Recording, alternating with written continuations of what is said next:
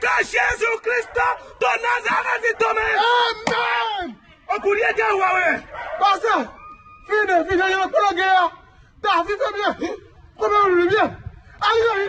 Mina Huma, chapitre 7, racine carrée de 12. Maouwa le dit Jésus fait ça, ça peut le pas, le y a en bas. Voilà, mais t'as la fait le bana pépo. Alléluia! Amen! Alléluia! Amen! Alléluia! Amen! Alléluia! Amen! Y'a bien, et pour qu'on me ici ensemble. Mais là, au chapitre 12, racine carrée de 72. Pasteur! Hein? Pasteur! Puis le village, je au bois. Ça va, nous bien, nous demi. Ouais, dans zone moins technologie sans moi, c'est un couteau ni pas gen dread.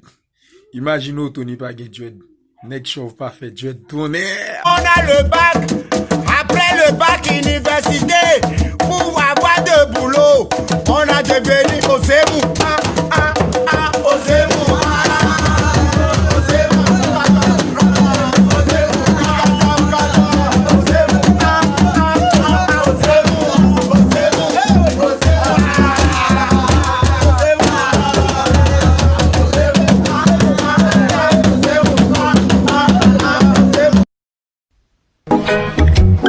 Salam alaikum.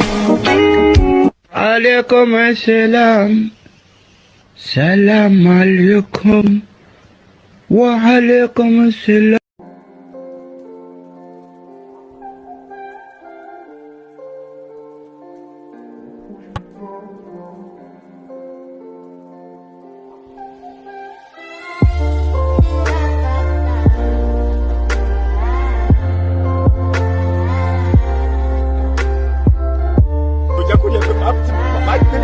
I'm frustrated. I'm very frustrated. Tu mens, il ment.